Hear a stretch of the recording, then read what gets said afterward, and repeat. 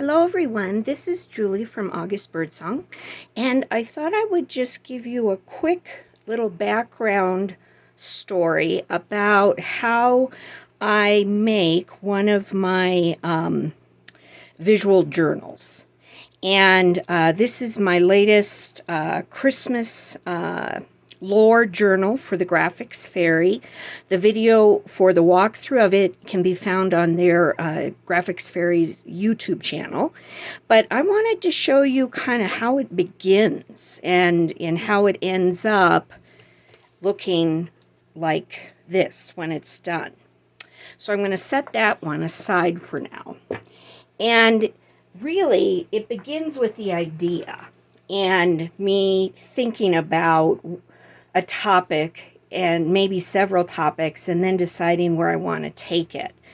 But the journal itself, the physical journal, starts out for me in these vintage Better Homes and Gardens. Now, this is a handyman's book. You can use some of my earlier ones were the Better Homes and Gardens cookbooks. I also just this morning had one delivered. This is the sewing book, and I try to get the vintage ones. They're a little smaller than the very newest ones, and I just like the size of it, the size of the pages. Now, this one is in pristine condition. I think this is the best journal I have purchased, like as far as the shape it's in. I don't know if it was even ever used. And so what I end up doing is I create, my pages are made on these dividers. So when I first start a project, I take out the dividers, and this one I will save a lot of the pages and possibly make some kind of a sewing or fashion journal down the road. Some of the pages at times are falling apart or dirty, torn, etc. So just depending on the state they're in, I can use them in collage, or sometimes I just recycle them. But like I said, this one is very well cared for. And I bought this on eBay, and I want to say this one was between $10 and $12. And that's about as much as I am willing to pay for them most of the time.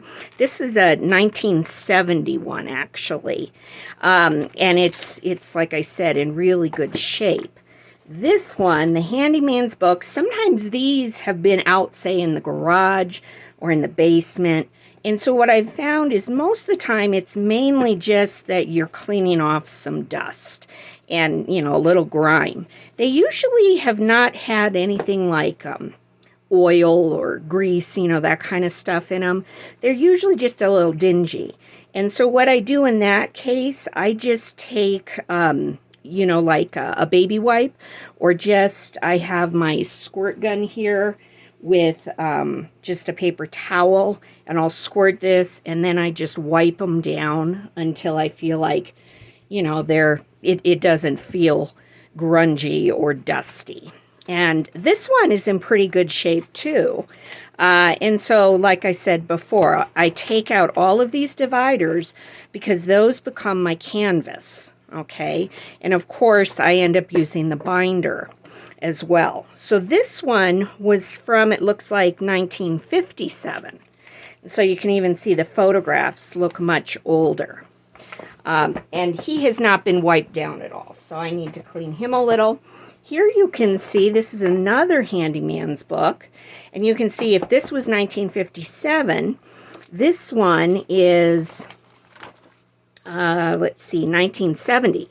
So this is about the same time that my sewing book was made. And you can see kind of where they're at. And then here's the oldest one.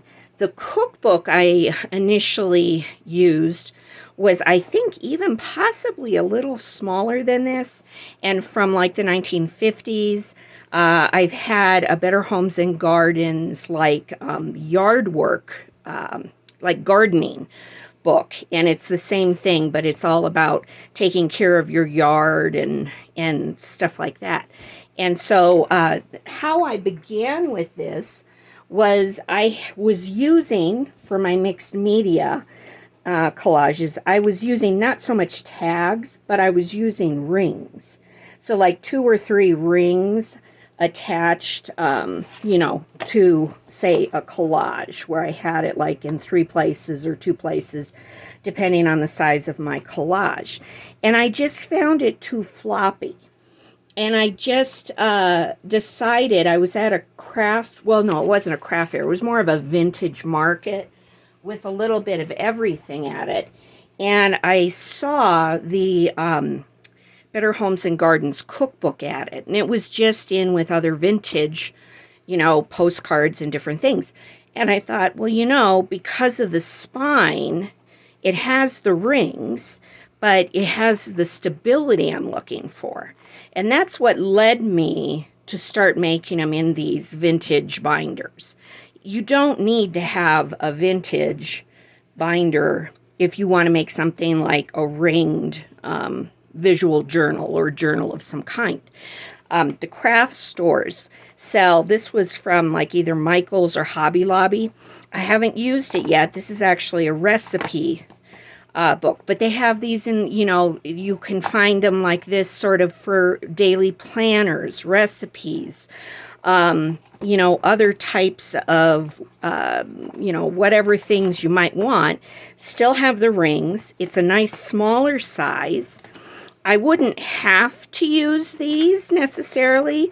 I mean, it's a heavier cardstock, but I could use them because they're a nice size. They fit this binder. I'm going to cover them up anyways. They're going to look something like this. So look at that. That's about the same size. And so just picture if I punched holes in that, and it would be going in here. So you could even use school binders, your children's binders, if they've gotten kind of dingy and you want to buy a new binder, for your child at school, and then save the old binder, clean, wipe it down, and then you could cover it in fabric, paper, whatever, and make a great journal. Wouldn't have to be a visual journal. It could be a baby book. Whoops, and there went one on the floor. Or anything like that. And so that's where it all begins, is with the book and the binder, but most importantly, the idea. And so I'm going to get to that next. So I'm going to just show you some of the basics, and then we'll talk about how I build my ideas. So this is just, like you can see, a collection of pages, the dividers from binders that I have taken apart. And I just keep them on hand. And I really like, again, like I said, for what I do, I like the paper heaviness of the older ones, like 1970 and before. By the 70s, 75, 80, notice this one has a lot more gloss to it, and the paper quality, it's hard to see on here, but when you feel it, you can just tell this is a cheaper, thinner paper quality. So that's one of the reasons I have prioritized using it. But it really doesn't matter, because by the end of it, you're going to cover it with paper, possibly on both sides, stitch it, glue, and maybe put like a Mod Podge over it. So all it is your base. And you could even use envelopes for that. So here's an example of this particular collage began as an envelope. And so you can see here's the window for the envelope. Let me see if I've got one handy. Here. So this particular one started like this. And I just collaged on it. And before I sealed this, I tucked a picture in and then, glued or taped it. And then I sealed and stitched this all closed. But this is, like I said, just built on an envelope. And this is just, leftover mail that came. And here I used it to ink on. So that is an option. And it can be vertical, So it could be a page in a binder and you flip it. Could be just, horizontal or whatever you want to do with it. So it really doesn't matter what your base is. It's really about what you want to do with it. And if you want a window that's real quick and easy, taking something like that, you could even cut the envelope down and just use the window. There are a lot of videos out there if you look for them about, like using recycled envelopes. But what happens is before they look very pretty, before I even stitch them, they're just paper. And I tend to just use my paper scraps and try to come up with some sort of general composition. Because so much of this is going to end up covered anyways. So when you look at that, the background didn't really matter that much. It's just more of what particular colors do I want peeking out. But you can see here, I try to kind of use the triangle effect, I call it, of, 3 colors on the page. So I have these browns and beiges. You even have a little in the mushroom. And then the soft greens and green blues coming in there. Now, in the end, you may or may not even see those kids in that picture. It just depends on what I do with it and all. So the beginning of collage really just begins for me with just getting basic pages down, scrap papers. This was even just a piece of paper. I think it was an old bag, like a thin, like gift card bag. And I used it when I was using distress ink to, ink ephemera and different things. And the page became this sort of dingy distress look. And then I went in with, I think this was either like a Payne's Gray a Payne's Gray paint through a stencil, or else like a distress ink in black through a stencil for the clock and all. But I did that over all this distressed paper. And so this could easily have just ended up before the stenciling. It could have ended up in the trash. But it has everything I need for just good collage background. You have a little bit of green paint coming through, or green ink from something else I was working on. And so I just tore it down, and I even put a little sliver here. You can see just as, again, collage fodder. And sometimes I like it if even parts of the page don't quite seal down, because it's texture, and it should look like maybe you want to run your hand over it. That's what I go for. Now here up above, this is just a jelly print that I had used, and it didn't even have, it had this is a stamp, I think a Stampers Anonymous stamp, that I had used on the jelly plate, and that's what made that impression. And when I did this, then I put green over it and pulled it, and that's how I got that image. But when I first make my jelly prints, they're nothing fancy. They're something like this. And this is a Constellation texture plate through Carabelle Stamps. And, I don't always get perfect pulls. Here I have a lot of white still showing. But again, I go in with my distress ink and go over it, and then you get that. So this would have been very white like this before the distress ink went in. And then, you can stitch it on the edges, do whatever you want. And in this case, I also had a pull on the back page as well, and went in with distress ink around that. And that distress ink just sort of takes it from looking fresh off the jelly plate to something that's more interesting and a little more finished. And so then you can decorate that. And all I did is I used, this is just like some torn cotton. I mean, you could even use like a torn t-shirt or towel, you know, muslin, that kind of thing. And I always measured about an inch, so my thumb, and half on the one side, half on the other, to create that flip. And so that's, you know, those are the bare bones of it. It isn't stitched yet normally. It's just, you know, kind of real simple form. So once I get this glued down, then I stitch it, then I ink it, and then finally I decorate. And so then, you know, that last, like, you're 85% done, but that last 15% is what really makes it interesting and you know, finished.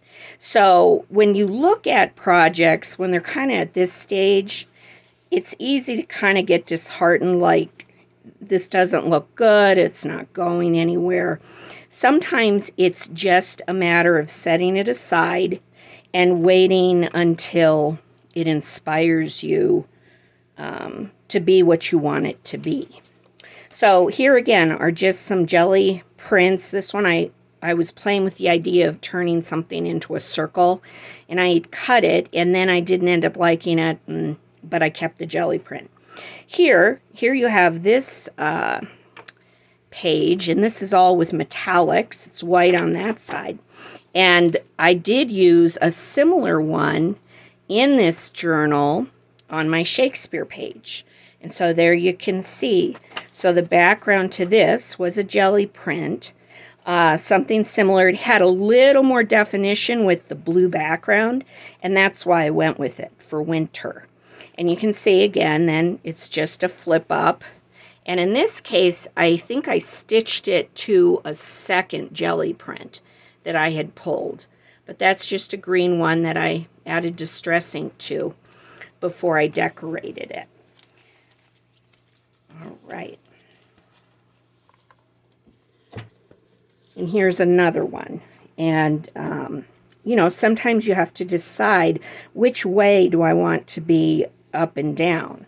That's pretty, but I sort of like it because the fans are sort of going upward.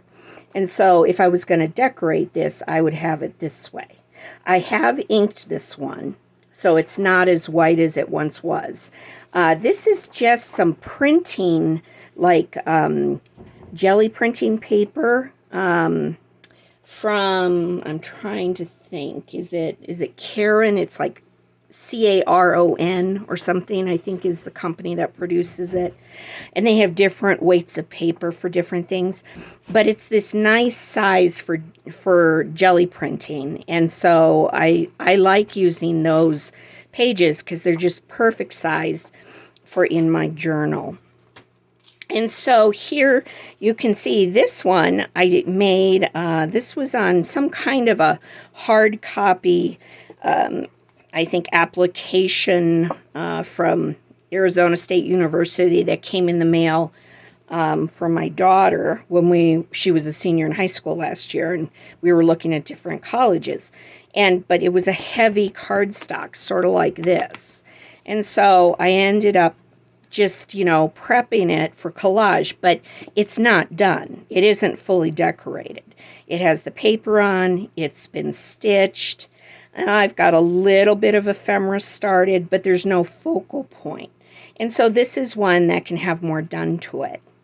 And the final product, I could just mount it on another piece of paper.